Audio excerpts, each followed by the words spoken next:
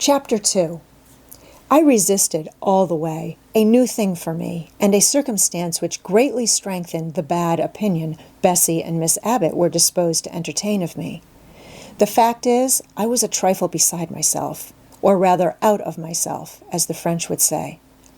I was conscious that a moment's mutiny had already rendered me liable to strange penalties, and like any other rebel slave, I felt resolved, in my desperation, to go all lengths. "Hold her arms, Miss Abbott. She's like a mad cat." "For shame! For shame!" Chapter 2. I resisted all the way, a new thing for me, and a circumstance which greatly strengthened the bad opinion Bessie and Miss Abbott were disposed to entertain of me. The fact is, I was a trifle beside myself, or rather out of myself, as the French would say. I was conscious that a moment's mutiny had already rendered me liable to strange penalties, and like any other rebel slave, I felt resolved, in my desperation, to go all lengths. "Hold her arms, Miss Abbott. She's like a mad cat." "For shame! For shame!" cried the lady's maid. "What shocking conduct, Miss Eyre, to strike a young gentleman, your benefactress's son, your young master." "Master? How is he my master? Am I a servant?" "No, you are less than a servant, for you do nothing for your keep. There, sit down and think over your wickedness." They had got me by this time into the apartment indicated by Mrs. Reed, and had thrust me upon a stool. My impulse was to rise from it like a spring. Their two pair of hands arrested me instantly. "If you don't sit still, you must be tied down," said Bessie. "Miss Abbott, lend me your garters. She would break mine directly." Miss Abbott turned to divest a stout leg of the necessary ligature. This preparation for bonds and the additional ignominy it inferred took a little of the excitement out of me. "Don't take them off," I cried. "I will not stir." In guarantee whereof I attached myself to my seat by my hands. "Mind you don't," said Bessie, and when she had ascertained that I was really subsiding, she loosened her hold of me. Then she and Miss Abbott stood, with folded arms, looking darkly and doubtfully on my face, as incredulous of my sanity. "She never did so before," at last said Bessie, turning to the Abigail. "But it was always in her," was the reply. "I've told Mrs. often my opinion about the child, and Mrs. agreed with me. She's an underhand little thing. I never saw a girl of her age with so much cover." Bessie answered not, but ere long, addressing me, she said, "You ought to be aware, miss, that you are under obligations to Mrs. Reed. She keeps you. If she were to turn you off, you would have to go to the poorhouse." I had nothing to say to these words. They were not new to me. My very first recollections of existence included hints of the same kind.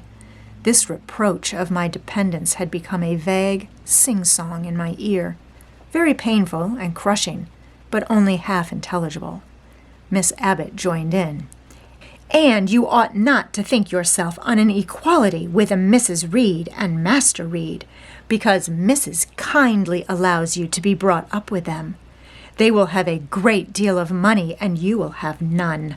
It is your place to be humble, and to try to make yourself agreeable to them." "What we tell you is for your good," added Bessie, in no harsh voice. "You should try to be useful and pleasant. Then perhaps you would have a home here. But if you become passionate and rude, Mrs. will send you away, I am sure." "Besides," said Miss Abbott, "God will punish her. He might strike her dead in the midst of her tantrums, and then where would she go? Come, Bessie, we will leave her. I wouldn't have her heart for anything. Say your prayers, Miss Eyre, when you are by yourself, for if you don't repent, something bad might be permitted to come down the chimney and fetch you away." They went, shutting the door and locking it behind them. The Red Room was a square chamber, very seldom slept in, I might say never, indeed, unless when a chance influx of visitors at Gateshead Hall rendered it necessary to turn to account all the accommodation it contained. Yet it was one of the largest and stateliest chambers in the mansion. A bed supported on massive pillars of mahogany, hung with curtains of deep red damask, stood out like a tabernacle in the center. The two large windows, with their blinds always drawn down, were half shrouded in festoons and falls of similar drapery. The carpet was red. The table at the foot of the bed was covered with a crimson cloth. The walls were a soft fawn color with a blush of pink in it. The wardrobe, the toilet table, the chairs were of darkly polished old mahogany. Out of these deep surrounding shades rose high and glared white the piled-up mattresses and pillows of the bed, spread with a snowy Marseille counterpane. Scarcely less prominent was an ample cushioned easy chair near the head of the bed, also white, with a footstool before it, and looking, as I thought, like a pale throne. This room was chill because it seldom had a fire. It was silent because remote from the nursery and kitchen. Solemn because it was known to be so seldom entered. The housemaid alone came here on Saturdays to wipe from the mirrors and the furniture a week's quiet dust. And Mrs. Reed herself, at far intervals, visited it to review the contents of a certain secret drawer in the wardrobe, where were stored divers parchments, her jewel casket, and a miniature of her deceased husband. And in those last words lies the secret of the Red Room, the spell which kept it so lonely in spite of its grandeur. Mr. Reed had been dead 9 years. It was in this chamber he breathed his last. Here he lay in state, hence his coffin was borne by the undertaker's men, and since that day a sense of dreary consecration had guarded it from frequent intrusion. My seat, to which Bessie and the bitter Miss Abbott had left me riveted, was a low ottoman near the marble chimney-piece. The bed rose before me. To my right hand there was the high, dark wardrobe, with subdued, broken reflections varying the gloss of its panels. To my left were the muffled windows. A great looking-glass between them repeated the vacant majesty of the bed and room. I was not quite sure whether they had locked the door, and when I dared move, I got up and went to see. Alas, yes, no jail was ever more secure. Returning, I had to cross before the looking-glass. My fascinated glance involuntarily explored the depth it revealed. All looked colder and darker in that visionary hollow than in reality, and the strange little figure there gazing at me, with a white face and arms specking the gloom, and glittering eyes of fear moving where all else was still, had the effect of a real spirit. I thought it like one of the tiny phantoms, half fairy, half imp, Bessie's evening stories represented as coming out of lone, ferny dells and moors and appearing before the eyes of belated travelers. I returned to my stool. Superstition was with me at that moment, but it was not yet her hour for complete victory.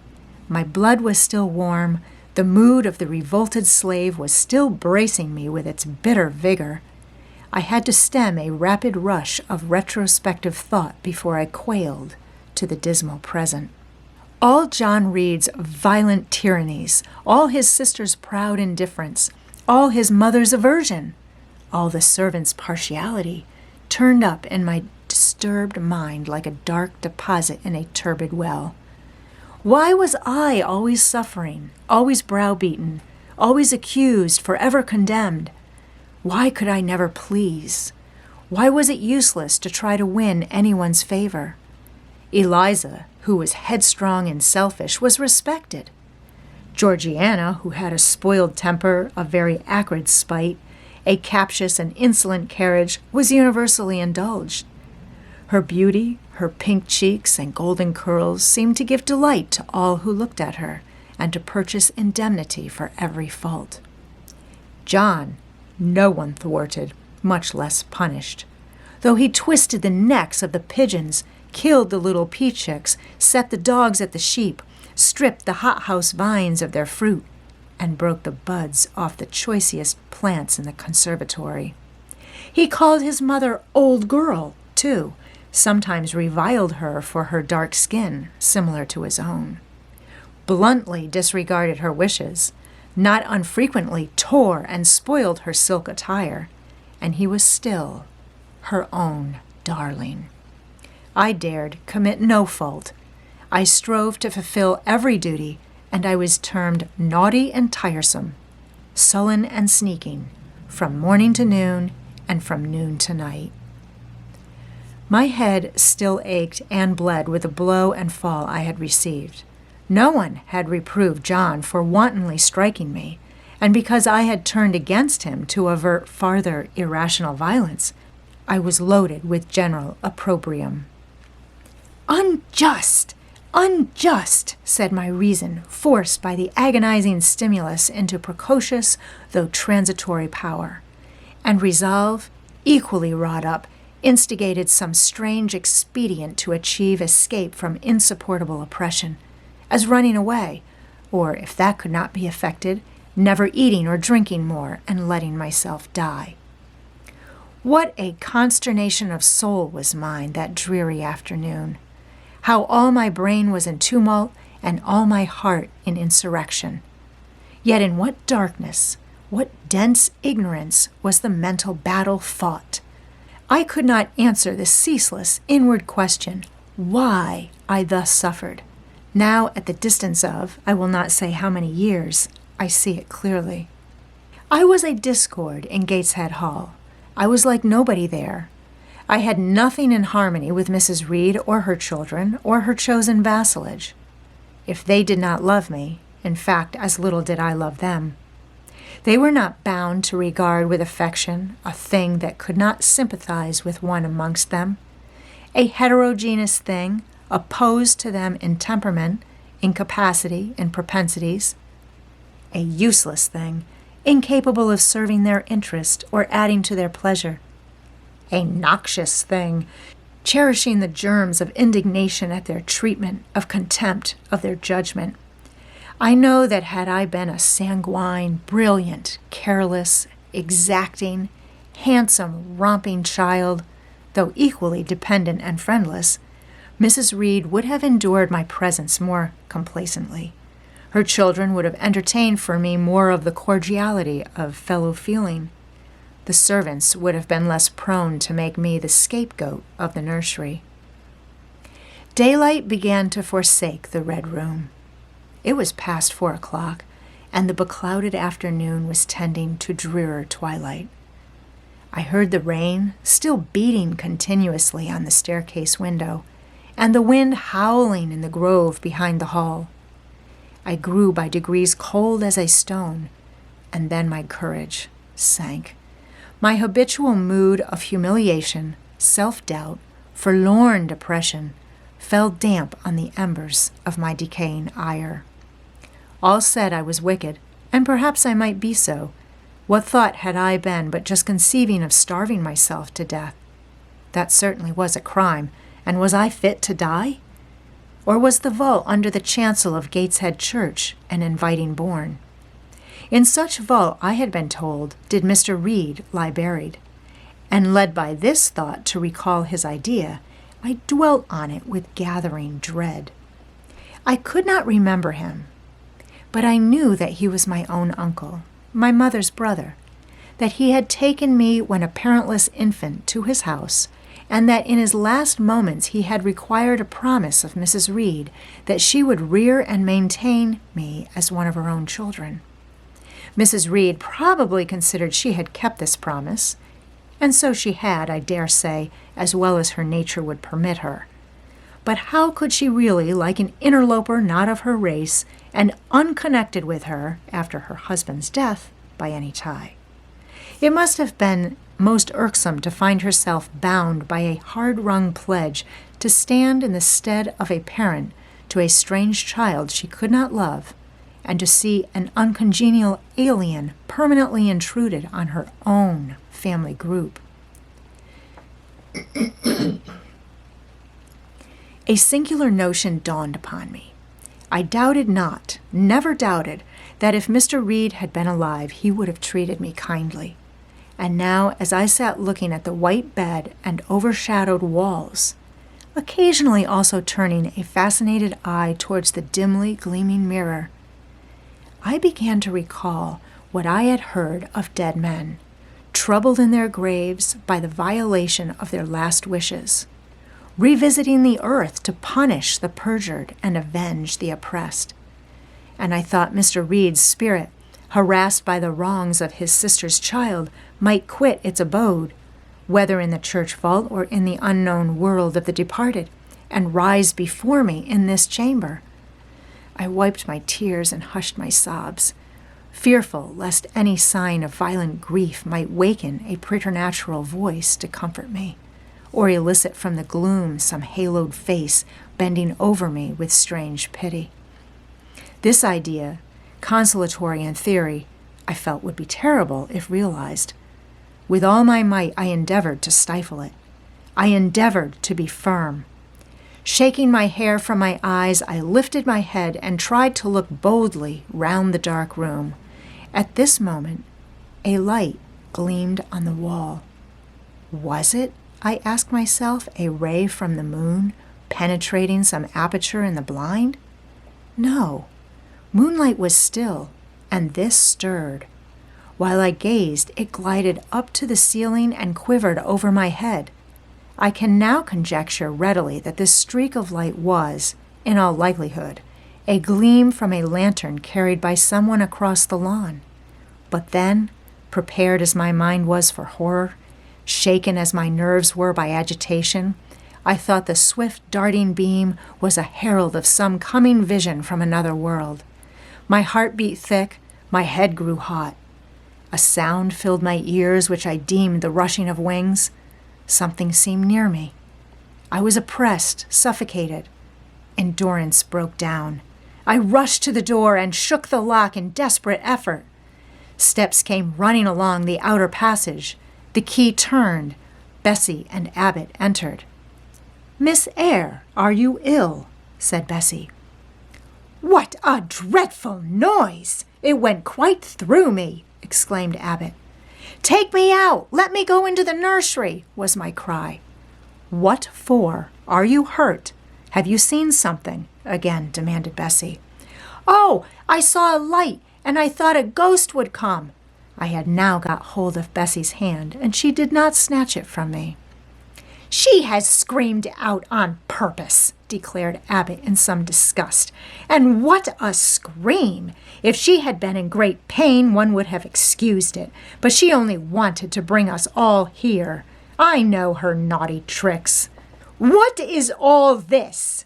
demanded another voice peremptorily, and Mrs. Reed came along the corridor, her cap flying wide, her gown rustling stormily. "Abbott and Bessie, I believe I gave orders that Jane Eyre should be left in the Red Room till I came to her myself." "Miss Jane screamed so loud, ma'am," pleaded Bessie. "Let her go," was the only answer. "Loose Bessie's hand, child. You cannot succeed in getting out by these means, be assured. I abhor artifice, particularly in children. It is my duty to show you that tricks will not answer. You will now stay here an hour longer, and it is only on condition of perfect submission and stillness that I shall liberate you then." "Oh, Aunt, have pity. Forgive me. I cannot endure it. Let me be punished some other way. I shall be killed if—" "Silence! This violence is all most repulsive." And so, no doubt, she felt it. I was a precocious actress in her eyes. She sincerely looked on me as a compound of virulent passions, mean spirit, and dangerous duplicity. Bessie and Abbott having retreated, Mrs. Reed, impatient of my now frantic anguish and wild sobs, abruptly thrust me back and locked me in without farther parley. I heard her sweeping away, and soon after she was gone, I suppose I had a species of fit. Unconsciousness closed the scene.